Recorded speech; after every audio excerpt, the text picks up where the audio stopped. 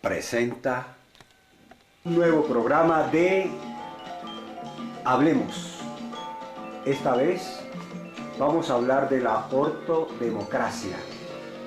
La ortodemocracia es un proyecto, dijéramos, una tesis económica, social, política del doctor, o más bien del ingeniero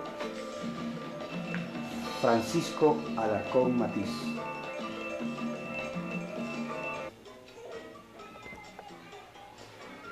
Bien, y introduciéndonos ya en esta conversa con el ingeniero Alarcón, le damos la bienvenida. Ingeniero, muy buenas para usted y gracias por estar con nosotros. Estamos interesados en su obra y por lo tanto decidimos invitarlo para que nos contara qué es la ortodemocracia. Pero primeramente quisiéramos saber quién es Luis Francisco Alarcón Matiz. Es un ingeniero, es un abogado, sabemos que es un escritor, pues aquí está la muestra. Cuéntenos, profesor, ¿quién es Francisco Alarcón? Bueno, mira, Jorge, uno transcurre a través de la vida buscando caminos, y eso no es extraño en el caso mío, pues yo, como parte de una sociedad un poco pacata, como ha sido la nuestra, la bogotana, fui orientado por los padres a que estudiara ciertas cosas que ellos querían y no consultando, como hoy hacemos con los hijos, lo que ellos desean hacer en la vida.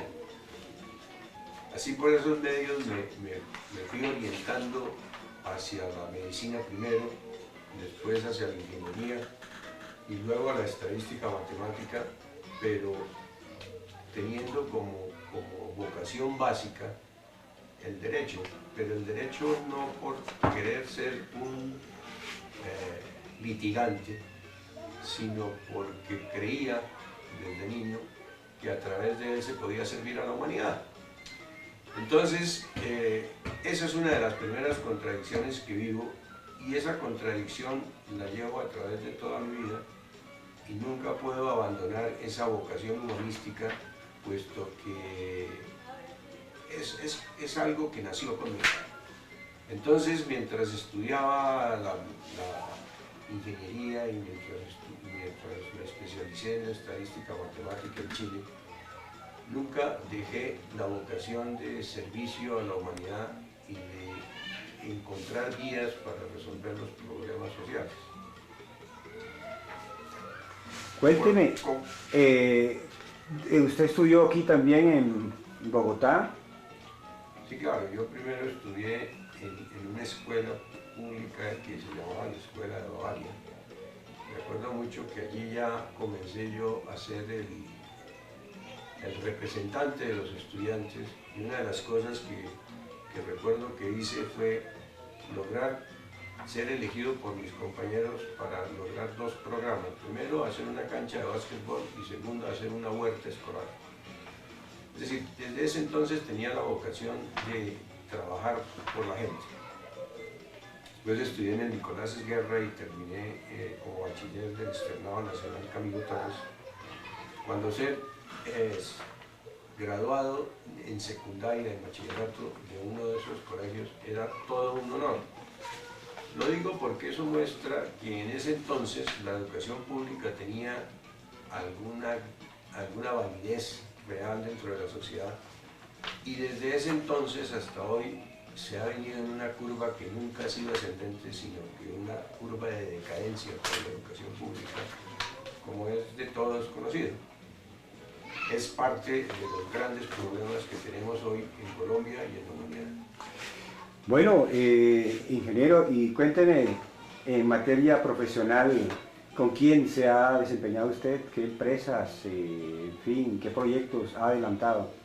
Cuando yo terminé la ingeniería, entré en contacto con un gran amigo mío, Jaime Quijano Caballero, Y de ese contacto salió, y de nuestras discusiones salió la fundación de la Universidad Inca de Colombia, en que yo hice grandes aportes, puesto que la idea fundamental era crear en Bogotá una universidad que hiciera carreras tecnológicas, puesto que no la había en ese entonces. Posteriormente me ofrecieron una beca a la Unión Panamericana para estudiar estadística matemática en Chile, y allí estuve 2 años e hice un máster en estadística matemática.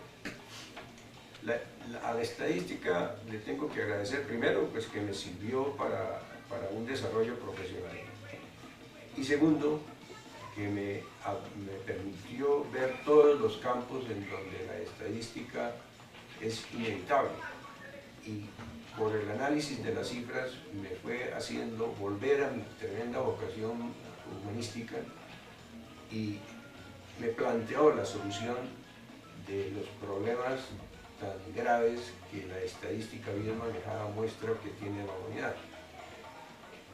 No obstante, para sobrevivir, como es lo que tiene que hacer todo hombre, sobrevivir, levantar una familia, crear un patrimonio, trabajé con empresas transnacionales. Inicialmente trabajé con Acerías Paz del Río en Colombia. Allí introduje las técnicas de investigación operacional que no eran conocidas en ese entonces, haciendo el primer problema de programación lineal de la producción de esa empresa. Después estuve trabajando en American Can Company, con una subsidiaria que tenía en Colombia que se llamaba Envases Colombianos, y luego pasé a trabajar con empresas transnacionales farmacéuticas, en que se necesitaba mis conocimientos matemáticos y estadísticos para organizar el mercadeo. Ahí comencé, y después comencé con Merck Sharp & Dohme International, y luego continué con Formos McKesson, con Bristol Farmacéutica, con Cianamid de Colombia, y finalmente con Cianamid de Colombia, para cumplir 13 años de trabajo y conocer muy bien cómo es que funciona el sistema económico transnacional. Bueno, profesor, cuénteme ahora, en pocas palabras, porque ya tendremos oportunidad de profundizar en ella, lo relacionado con su obra, La Ortodemocracia. ¿Cómo fue que se le ocurrió este libro? Pues esa permanente contradicción entre lo que se está haciendo, entre lo que se está viviendo prácticamente dentro de una élite, porque ser profesional y tener un buen puesto es un privilegio en Colombia. Y ver cómo está la sociedad de un país en que hay enorme riqueza, pero hay tremenda concentración de esa riqueza en muy pocas manos, y miríadas de seres humanos que están en la pobreza. Esa contradicción le va produciendo a uno la necesidad de explicarse el mundo en que vive. Y además, como les dije, que estuve trabajando con empresas transnacionales, entonces pude ver la magnitud de las desigualdades sociales a través de todo el mundo, no solamente en Colombia. Esa visión que me dio el ejercicio profesional y la vida misma que yo estaba llevando, entonces me fue incentivando, me fue moviendo la curiosidad hacia aclarar todo ese panorama, por qué la humanidad había llegado a ese punto que yo estaba viendo. Y decidí escribirlo, decidí trabajar sistemáticamente sobre cómo resolver esa inquietud que me surgía cada vez de una manera más lacerante. El mayor desafío que puede tener un hombre es poner una hoja en blanco sobre su escritorio y empezar a llenar. Y me dediqué a investigar y a llenar esas hojas en blanco, y se fue produciendo una investigación que se reflejó finalmente, después de bastantes años, no menos de 10, en el libro que publiqué llamado Ortodemocracia. Primero revisé la historia, pero la historia sin la prehistoria no tiene ningún valor.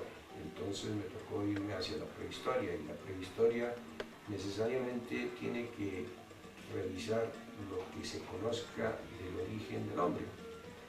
Entonces, un estudio concreto de la evolución, un estudio concreto de cómo nació el hombre, los conocimientos de esa época que hoy están bastante más avanzados, pero que cada vez han afianzado más la teoría de la evolución y que muestran la línea que fue siguiendo el hombre. Yo hablo en el libro de que el hombre moderno nació hace 120.000 años porque eso era lo que se decía en ese entonces. Hoy ya se ha reducido eso a alrededor de unos entre 40 y 60.000 años, afirman los antropólogos y los arqueólogos, que es el nacimiento del ser humano moderno. Ya con ese bagaje me fui proyectando y fui encontrando las diferentes etapas de la vida del ser humano. Bueno, profesor, la verdad es que usted ya está adentrándose en la obra y a mí me gustaría, previo a ello, dar aquí como una sinopsis de ella. Por ejemplo, noto que solamente tiene 2 partes. Le cuento que es un libro bastante voluminoso, tiene 2 partes, pero veo que una de ellas tiene, creo que 6 capítulos y la otra tiene 5, 4, 6 y 3. ¿Qué? 5 y 4 capítulos, muy interesante. Por ejemplo, noto aquí que en el capítulo primero usted habla de los fundamentos de la realidad. En el segundo, el primer sistema humano de poder y su ética natural. En el tercer capítulo habla del nacimiento del sistema de concentración de poder, su ética y su dinámica. En el cuarto punto señala, dice, de las ciudades-estados a los grandes oligopolios y consorcios financieros, transnacionales y supranacionales de hoy. Y asimismo cierra el capítulo con esta parte con el capítulo 5, hablando de las otras características de la sociedad patriarcales. Y ya en la segunda parte, el capítulo 6 da unas conclusiones descriptivas de la crisis, y en el séptimo, recursos para la instauración de un nuevo sistema de poder gestado dentro del sistema de concentración de poder. En el octavo habla de la nueva ética, o sea, la ética ortodemócrata. Y finalmente, ya para terminar con el título noveno, habla de la ortodemocracia. Dice, el movimiento político para instaurar el sistema de poder de las sociedades fraternales. La verdad es que, profesor, estoy interesadísimo de que le ilustre a los televidentes sobre este libro, dado que la ojeada que le he dado muestra mucho contenido relacionado sobre todo para aquellos líderes, para aquellos que quieran proyectarse como verdaderos luchadores sociales de la humanidad.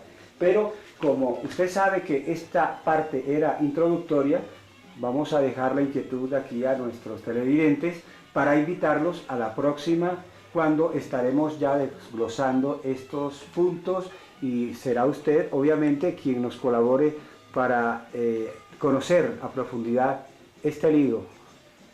Por el momento solo nos resta agradecerles a todos ustedes para que y también invitarlos a que en la próxima se sintonicen con este programa Hablemos. Sí, hablemos. Les habló J.R. Vélez Jr. Hasta la próxima.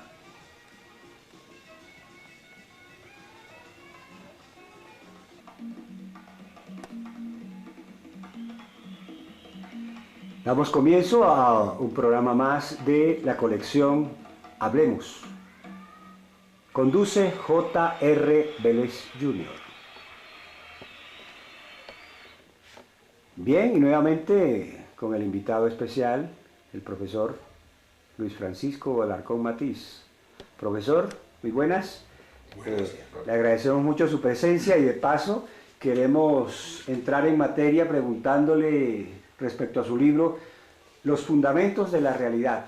¿Cuáles son los fundamentos de la realidad? Bueno, mira Jorge, cuando, como le dije en la sesión pasada, tiene uno que regresar a la prehistoria para entender lo que es la historia y lo que es el presente. La prehistoria comienza cuando comienza el universo. Entonces me tocó irme hasta allá. ¿Cuáles son los fundamentos de la realidad? Y llega uno al Big Bang y resulta que empieza a entender que la realidad es energía. La realidad es energía, eso es tremendamente importante. Y hoy la ciencia, con mucho mayor certeza y con mucho mayor firmeza que hace 6 años cuando estaba yo publicando el libro, afirma que la propiedad más determinante de la naturaleza es el azar. Esa es una afirmación muy fuerte, muy redonda, que le da una cimentación muy nueva a la vida del ser humano. Entonces, el azar funcionando ¿cómo? Funcionando dentro de la energía, que es lo único que se ha demostrado que existe y por un principio elemental que se enseña desde hace muchos años en la secundaria, cuando se estudia física. La ley de conservación de la energía nos dice que la energía ni se crea ni se destruye, solo se transforma. ¿Y cómo se transforma? Se transforma por medio del azar, es decir, sin una voluntad anterior, sin un proyecto anterior, sin un objetivo anterior, simplemente se transforma siguiendo dos líneas muy claras. Una línea es que cada vez hay una mayor complejidad, pero la mayor complejidad corresponde a los sucesos menos probables que pueden ocurrir.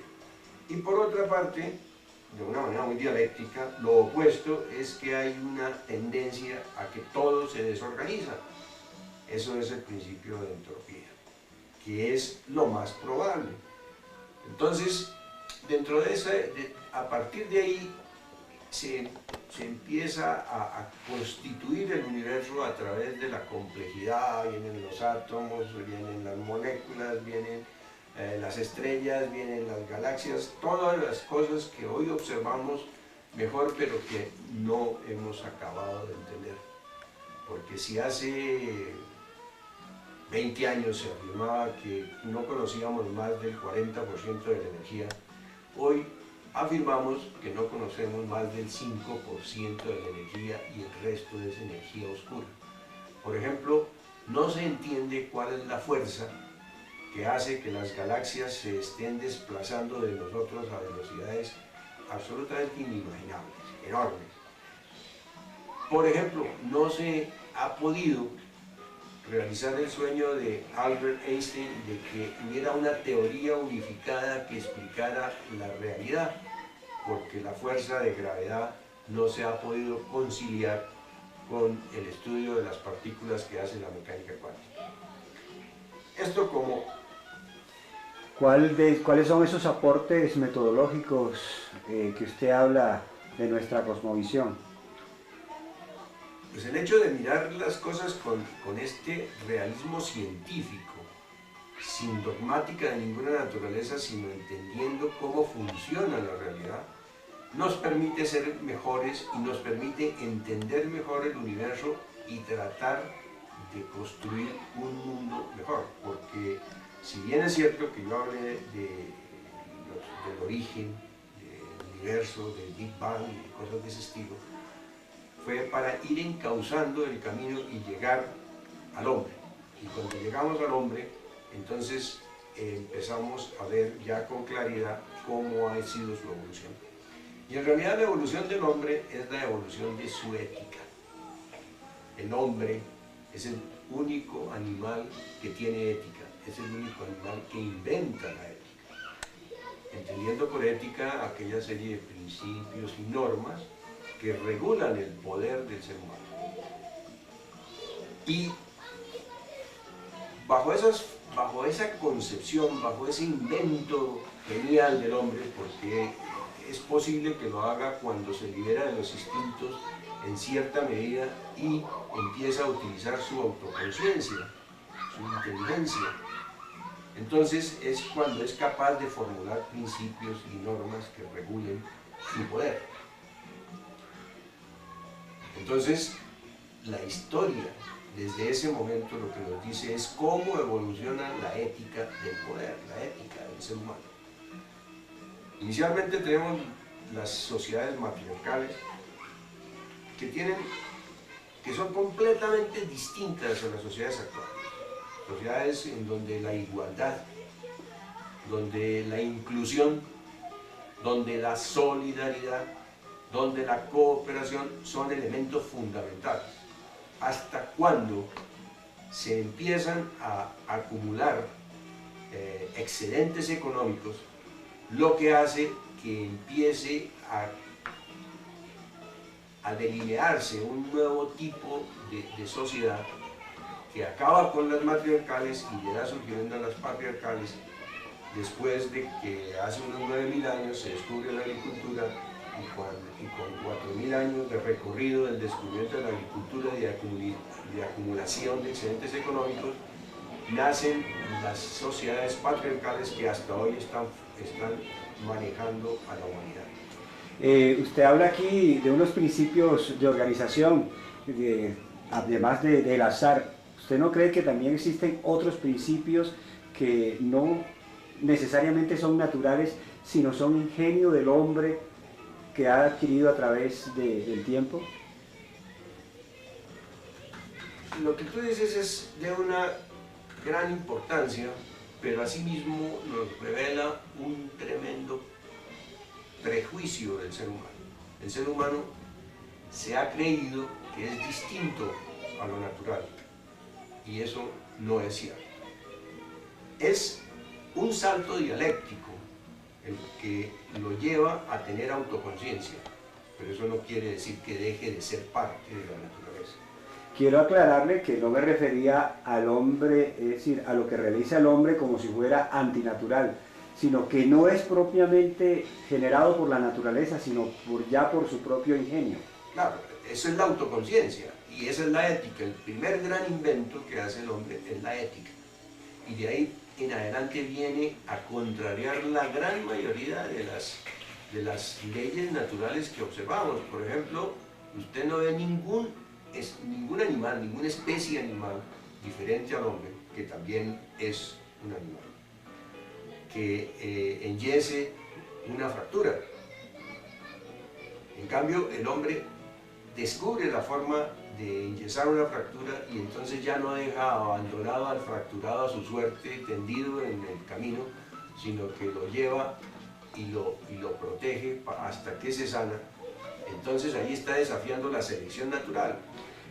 Es precisamente, eso es uno de los tantos recursos que el hombre se manifiesta, y en esa forma era que yo le preguntaba si, además de los principios naturales como tal, sí existían algunos del hombre que habían sido incluidos como para lograr esa organización de que usted habla. De hecho, el hombre crea artificialmente cosas que la naturaleza no hace. El hombre fabrica herramientas. Los animales también fabrican herramientas, pero nunca con la perfección que lo hace el hombre. Y el desarrollo tecnológico y la sociedad cibernética que tenemos hoy es consecuencia de esa fabricación inicial de herramientas. Es simplemente un desarrollo a través del tiempo de esa inventiva, de esa creatividad del hombre. Pero con todo y eso, no es el hombre un extraño a la naturaleza. Él sigue siendo parte de ella y sigue siendo objeto de las transformaciones básicas que ocurren dentro de la ley de complejidad y dentro de la ley de entropía, porque él nunca puede salirse de la naturaleza. Sin embargo, es importante notar que cuando fundan las sociedades patriarcales, cambia totalmente. Es la primera gran revolución social que hay. Es la revolución que ocurre hace 5.500 años más o menos en Egipto y en la zona de Nubia, que son las primeras civilizaciones patriarcales, y en las que esos principios de que hablé, de igualdad, de inclusión, de solidaridad, e incluso los religiosos, porque en las sociedades matriarcales no hay dioses varones, no hay dioses padre, simplemente hay diosas, las diosas de la salvajina, las diosas de la fertilidad, en fin, todas diosas, porque ese es el medio en que se vive, esa es la sociedad que determina cómo debe vivir el ser humano.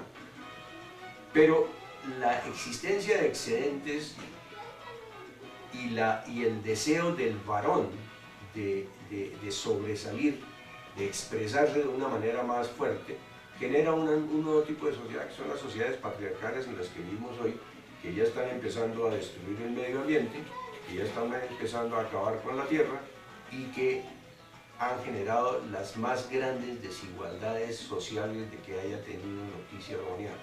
Por eso tú verás que en la introducción, en la frase con que hago la dedicatoria del libro, hago caer en cuenta de que más de la mitad de la humanidad está con ingreso menor de $2 diarios y que de esa mitad, la otra mitad está con menos de $1 diario.